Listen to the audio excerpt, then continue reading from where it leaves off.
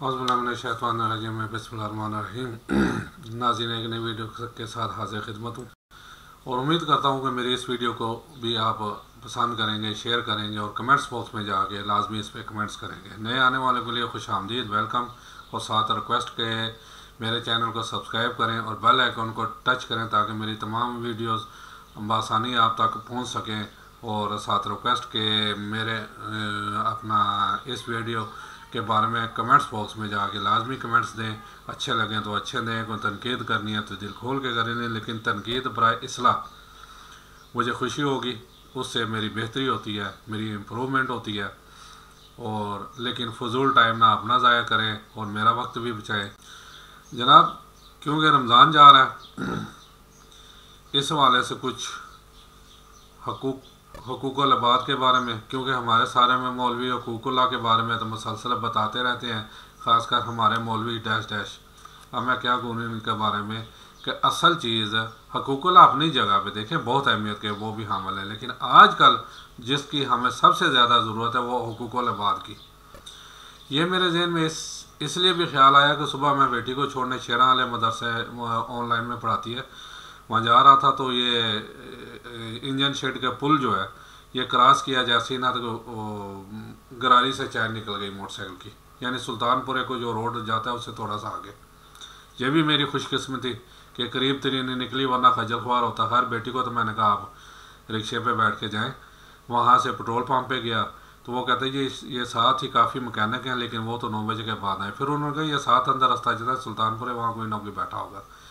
खैर अंदर गया जी, वहाँ एक साहब, मैं बहुत ही शुक्रगुजार हूँ, सबसे पहले वीडियो भी मैं भी उसका शुक्रिया अदा करता हूँ। वो नई मकैनिक है जी, मदीना ऑटो स्टोर, गेटों वाली गली के साथ सुल्तानपुरा, ठीक है जी। तो अल्लाह भला करे उस बंदे ने। वैसे पहले तो उसने कहा जी पैसे, मैंने कहा जी पैसे क्यों, सुबह उठाया बेटी ने, मैं वैसे ही चला गया। अब मेरे पास पैसे भी नहीं थे, मोबाइल भी इधर रखा हुआ था।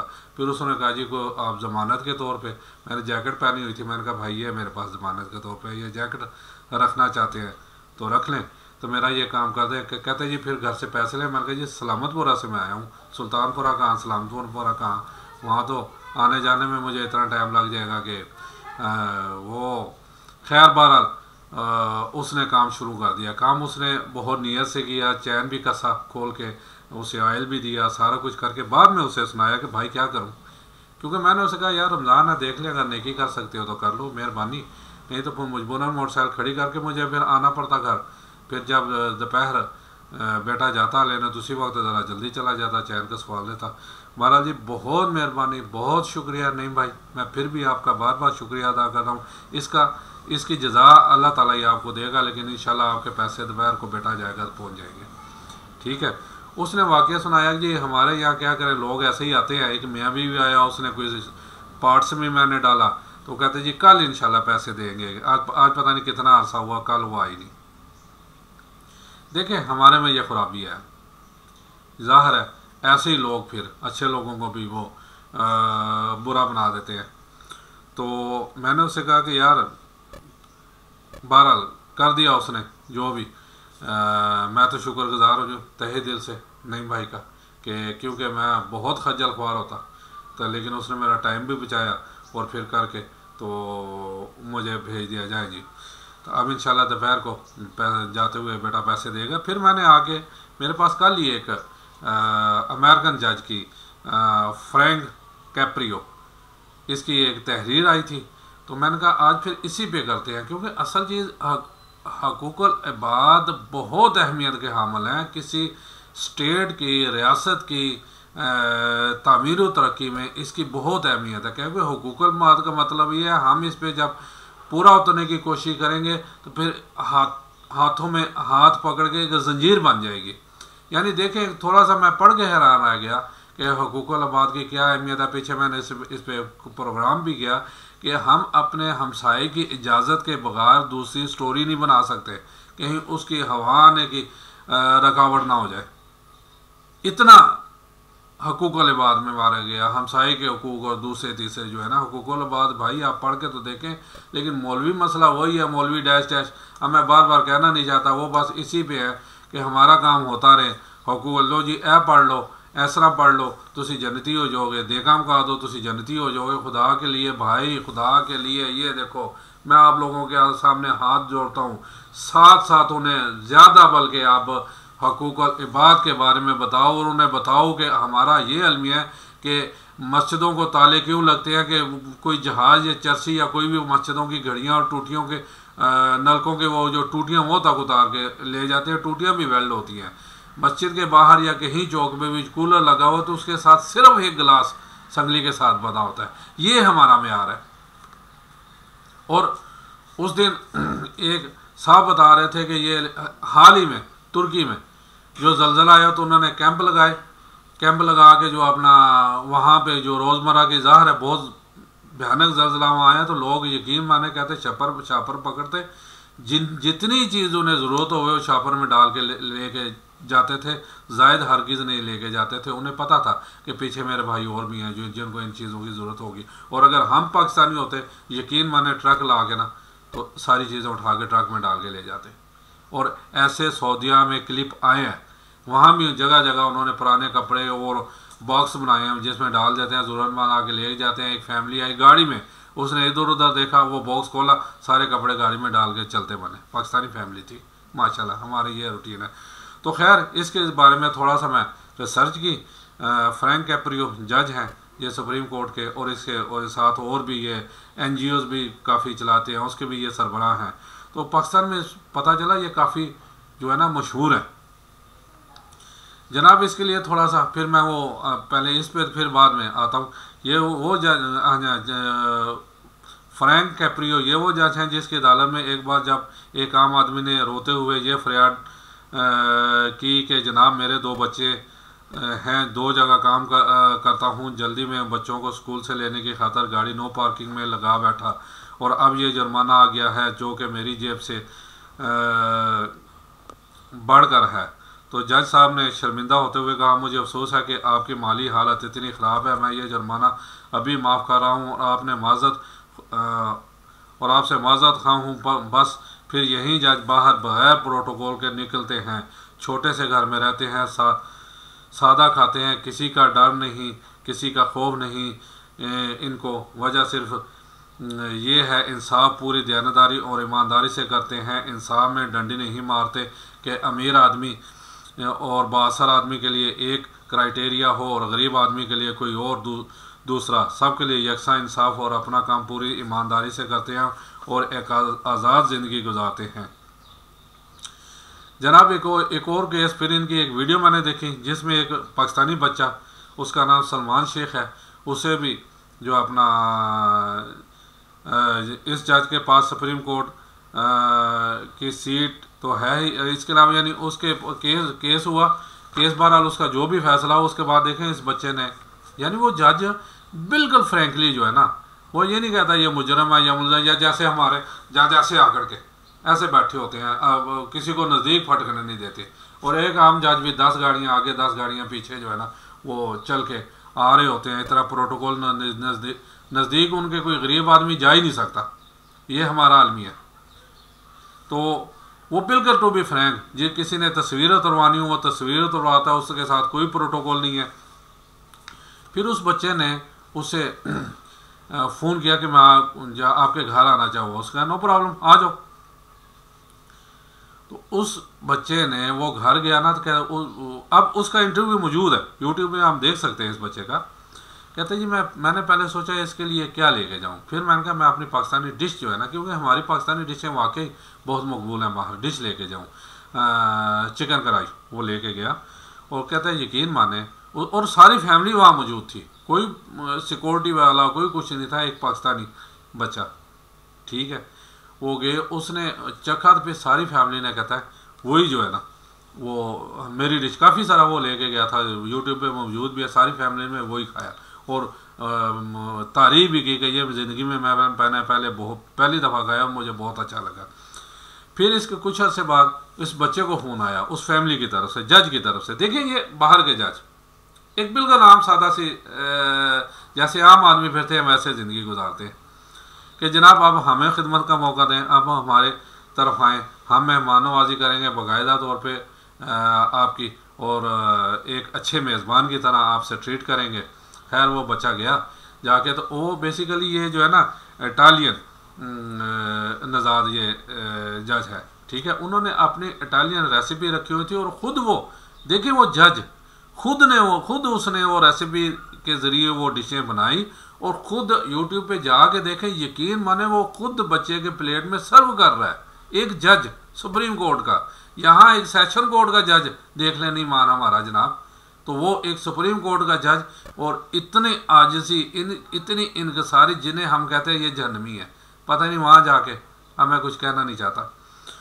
तो जनाब वो उसे सर्व की काफ़ी देर, बल्कि बच्चा कहता है वहाँ और भी पुलिस के जैसे बड़े अफसर और गवर्नमेंट ऑफिसर वहाँ मौजूद थे, बाकायदा उन्होंने तारफ़ कराया मेरा, ये पाकिस्तानी बच्चा ऐसे है। फिर उसके बाद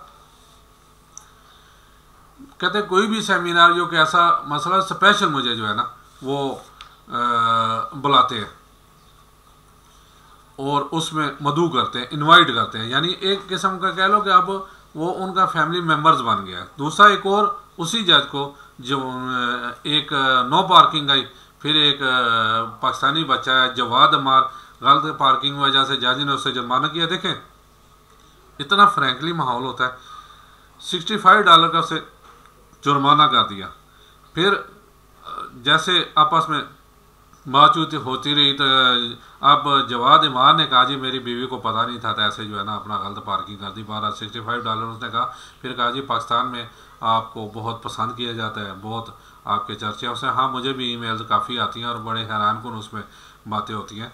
और एक तो यहाँ ज़रा सी कोई वाक़फ़े निकल आ जाए, सबसे पहले गवर्नमेंट का नुकसान, यानी पाकिस्तानी जज होता है ऐसे कोई वाक़फ़े निकल ही आती, सबसे पहले वो जुर्माने पर लकीर खींच देता। उसने गवर्नमेंट को नुकसान नहीं पहुँचाया, $65 उसे जुर्माना फिर भी किया क्योंकि वो गलत था, और दूसरा दे सकता था पैसे, असल में ये है। तो और उन्होंने उसे कहा जी हम आपको चित्राली टोपी गिफ्ट करना चाहते हैं, उन्होंने गिफ्ट की, फिर उनके साथ भी उनकी तस्वीरें मौजूद हैं। अब तीसरा जी हमारे ये एक आलम है, उन्होंने ये वाक़या नशर किया और मैंने भी कई दफ़ा फेसबुक में पढ़ा कि मैक्सिकन लड़के ने चोरी की और लोगों ने पकड़कर उससे पुलिस के हवाले कर दिया। पुलिस ने अपना FIR जैसे काटते हैं रिपोर्ट बनाई, आगे जज के पास पेश कर दिया। तो अब जज और उस लड़के के दरमियान जो सवाल जवाब हुए सुनिए। जज ने पूछा चोरी क्यों की, लड़के ने कहा जी ये मेरी ज़रूरत थी। उसने एक डबल रोटी और मक्खन, सिर्फ ये दो चीज़ें एक स्टोर से ना चोरी की थी। जज ने फिर पूछा क्या चोरी की है, एक डबल रोटी और एक मक्खन का पैकेट, लड़के ने जवाब दिया। जज ने कहा तुम खरीद लेते, लड़के ने कहा मेरे पास पैसे नहीं थे। तुम काम क्यों नहीं करते, लड़के ने जवाब दिया जी काम करता था एक गैस स्टेशन पर, यानी ये सर्विस वगैरह सारा कुछ जो मोबाइल चेंज होते हैं वहाँ पे गाड़ियाँ वगैरह धोने का। एक दिन मेरी माँ बीमार हुई और मुझे एक दिन छुट्टी करनी पड़ी, तो सर्विस स्टेशन के मालिक ने मुझे नौकरी से निकाल दिया। जज ने कहा पैसे किसी से मांग लेते, लड़के ने जवाब दिया जनाब सुबह से मांग रहा था, किसी ने एक पैनी भी नहीं दी, तुम घर से ले आते। जज ने फिर कहा घर में सिर्फ एक मेरी बूढ़ी माँ है जो बीमार है और बेरोज़गार भी है, इसके लिए तो डबल रोटी चोरी की थी क्योंकि वो भूखी थी। जज ने जब ये सुना तो जज ने फैसला सुनाया। सोचें ज़रा, ये गोरा जज है जिन्हें हम कहते हैं ये जहन्नमी है। क्या फैसला सुनाया,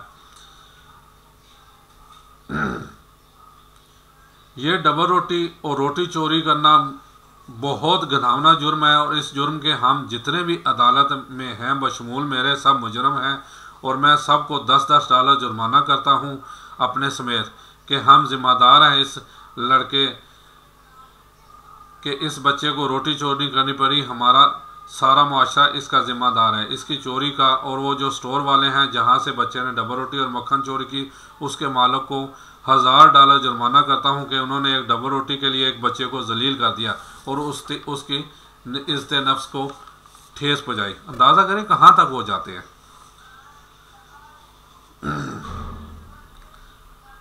अगर स्टोर वाला ये जुर्माना अदा नहीं करेगा तो मैं इंतज़ामिया को हुक्म देता हूं कि स्टोर फ़ौरन सील कर दो और मालों को गिरफ्तार कर लो। इसके बाद जज साहब ने बजाते खुद $1000 और फिर उस मालिक ने दे दिया। भाई जब इतने सख्त आर्डर ज़ाहिर है वो तो फिर वहाँ चूचना कोई नहीं करता ना। $1000 और अदालत से $10,000 जमा करके इस बच्चे को दे दिए। वो बच्चा तकरीबन 15 साल का था। उसने चीखें मार मार कर रोना शुरू कर दिया। इस बच्चे ने जज साहब को मुखातब करते हुए कहा, यू आर नॉट जज, यू आर गॉड।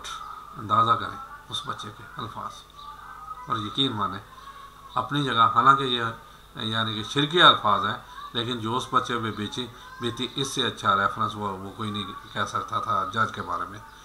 तुम खुदा हो, तुम खुदा हो। जिन माशरों के अंदर मेरे दोस्तों हम अक्सर देखते हैं कि ये माशरे कहाँ से कहाँ पहुँच गए हैं, खुसूसन हमारे इस्लामी माशरा, खुसूसन पाकिस्तानी माशरा। इसके पीछे लाजमी कोई बात होती है। एक हमारी अदालतें देख लो, अब जिन लड़कों ने मोटरवे पर हरकत की, अब तो ये मामूल बन गया और ऐसे वाक़यात हो रहे हैं। दो तीन खबरें रोज़ आती हैं, इज्तिमाई ज़्यादती, ये रोज़ हो रहा है। वाकई क्यों हो रहा है ये? इसलिए पूछने वाला कोई नहीं। अगर पुलिस पकड़ भी ले तो पहले तो पुलिस दिहाड़ी लगाकर छोड़ देगी। बादल खास्ता अगर पर्चा काट का मुजरम को अदालत पेश कर दिया तो अदालत में केस चलेगा और केस को इतना लटका दिया जाएगा या इतना लंबा होगा, बाज़ केस तो 20-20 साल चलते रहते हैं। एक वो केस आपको याद होगा जब उसकी क्या नाम है, उसका जज ने फैसला दिया कि ये बंदा बेकसूर है, तो वो कोई 5 साल पहले ही मर चुका था जेल में। ये है हमारे इंसाफ की हालत। 20-20 साल चलते हैं, मदई भी मर जाते हैं और जब पैरवी नहीं होगी तो केस ऑटोमेटिकली ख़त्म हो जाएगा। जिस मुल्क से इंसाफ उठ जाएगा मेरे दोस्तों, याद रखा, हर चीज़ बे हो सकती है, हर नुकसान की तलाफ़ी हो सकती है। जब इंसाफ नहीं होता उसकी कोई तलाफ़ी नहीं हो सकती, और जहाँ इंसाफ नहीं होता वहाँ जुल्म बढ़ता है। ज़ाहिर है फिर करप्शन, जुल्म, ये सारी चीज़ें हो जाती हैं। बेइंसाफ़ी की कोई तलाफ़ी नहीं हो सकती। किसी ने कहा कुरान जो है, इस पूरे कुरान को एक लफ्ज़ में बयान करो, यानी कुरान का खुलासा सिर्फ एक लफ्ज़ में बयान करना पड़ जाए तो कुरान का खुलासा अदल है। यानी इससे ज़्यादा अच्छा खुलासा वैसे वाकई नहीं हो सकता। एक ही लफ्ज़ काफ़ी है कुरान के मानी समझाने के, अदल और सिर्फ अदल। इंसाफ कौन करेगा मेरे दोस्तों? इंसाफ वो करेगा जिसका अंदर बना हुआ होगा। हुज़ूर सल्लल्लाहु अलैहि वसल्लम ने इरशाद फरमाया, जिसका मफ़हूम यह है कि जिसने इखलास के साथ ला इलाहा इल्लल्लाह पढ़ लिया, जिसने इखलास के साथ ला इलाहा इल्लल्लाह पढ़ लिया, ये जन्नत में दाखिल होगा। जन्नत में दाखिल हो गया, हो जाएगा नहीं, हो गया। सहाबा ने अर्ज़ की, या रसूलल्लाह कलमे का इखलास क्या है? क्योंकि अगर आप इतना फरमाते जिसने कलमा पढ़ लिया वो जन्नत में चला गया तो बात ख़त्म हो जाती। लेकिन जब आपने फरमाया कि जिस शख्स ने इखलास के साथ कलमा पढ़ा वो शख्स जन्नत में दाखिल हो गया, तो इस पर सहाबा कराम ने पूछा कि कलमा का इखलास क्या है? आप सल्लल्लाहु अलैहि वसल्लम ने फरमाया कि तुझे हराम कामों से रोक दे। सुभान अल्लाह। देख लें, जिसके अंदर कलमा है मेरे दोस्तों, फिर वो झूठ बोलेगा क्या? फिर लोगों को धोखे देगा, लोगों की माँ बहन की इज्जतों को तार करेगा। क्या कर रहे हो? ऐसे कैसे हो सकता है?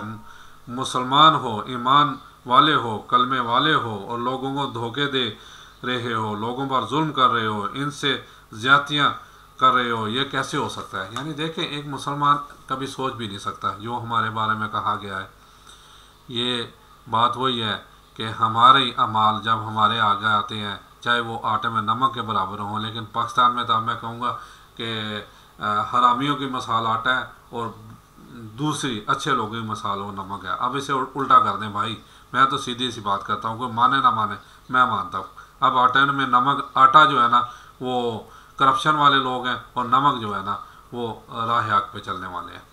तो रमज़ान के हवाले से मैंने आज ये किया, खुदारा मेरी वीडियो को इसको शेयर करें और ख़ुद भी इससे सबक सीखें कि हकूक़ुल इबाद जब तक देखें, अल्लाह ताला बड़े से बड़ा गुनाह अपना, देखें वो कादिल मुतलक है, गफूर और रहीम है, अपना माफ़ कर सकता है, बड़े से बड़ा स्वाय शिरक के, ठीक है ना। शिरक तो वो तरफ आ जाता है, लेकिन हकूक़ुल इबाद के लिए वो उस बंदों को वो कहेगा कि जब तक वो नहीं माफ़ करेगा अल्लाह ताला नहीं माफ़ करेगा। उसके लिए एक दूसरी हदीस पेश करता हूँ। हुज़ूर नबी सल्लल्लाहु अलैहि वसल्लम ने फरमाया कि सहाबा से फिर कि आप लोगों को मालूम है कि मेरे उम्मत में गरीब तरीन शख्स कौन है।